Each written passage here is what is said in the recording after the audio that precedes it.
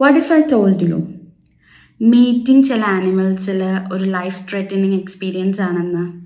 So അങ്ങനെയുള്ളൊരു interesting fact ആയിട്ടാണ് ഇന്ന് മാപ്സ്ട്രിക് എക്സ്പ്ലെയിനിൽ ഞാൻ വന്നിരിക്കുന്നത്. ആനക്കൊണ്ടസിനെ പറ്റി കേട്ടിട്ടുണ്ടാവും, നമ്മൾ സിനിമയൊക്കെ കണ്ടിട്ടുണ്ടാവും.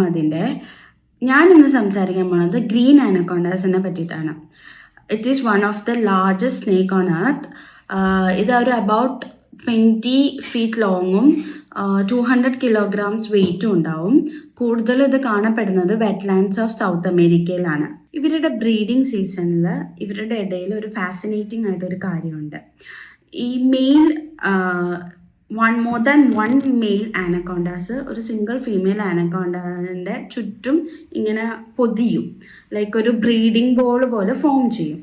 ഇത് മെയിൻലി എന്തിനാന്ന് വെച്ചാൽ ഈ മെയിൽ ആനക്കോണ്ടാസിൻ്റെ ബിറ്റ്വീൻ ഒരു കോമ്പറ്റീഷൻ പോലെയാണ്, to who will win to mate with the female. അങ്ങനത്തെ രീതിയിൽ ഒരു കോമ്പറ്റീഷൻ പോലെ നടക്കും, ഒരു ഫൈറ്റ് പോലെ നടക്കും ഒരു സിംഗിൾ ഫീമെയിൽ ആനക്കോണ്ടയ്ക്ക് വേണ്ടിയിട്ട്. അപ്പോൾ ഇതിൽ സ്ട്രേഞ്ച് ആയ ഒരു കാര്യം എന്താണെന്ന് വെച്ചാൽ ഈ ഫീമെയിൽ ആനക്കോണ്ടാസ് മെയിൽ ആനക്കോണ്ടാസിനേക്കാളും 5 times ഹെവിയർ ആണ്. ലൈക്ക് കമ്പാരിറ്റീവ്ലി മെയിലിനേക്കാളും ഫീമെയിലാണ് ലാർജർ. അപ്പോൾ ഇതുകൊണ്ട് സംഭവിക്കുന്നത് എന്താണെന്ന് വെച്ചാൽ ചില സർട്ടിൻ, ലൈക്ക് എപ്പോഴും ഒരു ഹാബിച്വൽ ബിഹേവിയർ അങ്ങനെ നമുക്ക് പറയാൻ പറ്റില്ല. സർട്ടിൻ കേസസിൽ ഈ ഫീമെയിൽ ആനക്കോണ്ടാസ് മീറ്റിന് ശേഷം ഈ മെയിൽ ആനക്കോണ്ടാസിനെ കഴിക്കും. ഇതിന് സെക്ഷുവൽ കാനിബലിസം എന്നാണ് പറയുന്നത്. ലൈക്ക് ആഫ്റ്റർ മീറ്റ് ഫീമെയില് മെയിലിനെ കഴിക്കും.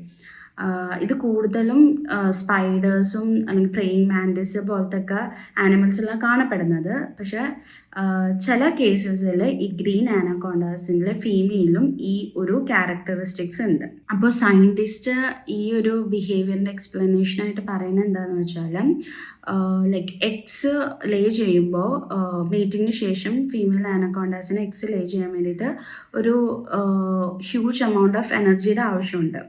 അപ്പോൾ ആ എനർജിക്കും എക്സ്ട്രാ എനർജിക്കും ന്യൂട്രിയൻസിനും വേണ്ടിയിട്ടാണ് ഇങ്ങനെ ഫീമെയിൽ മെയിലിനെ കഴിക്കുന്നത്.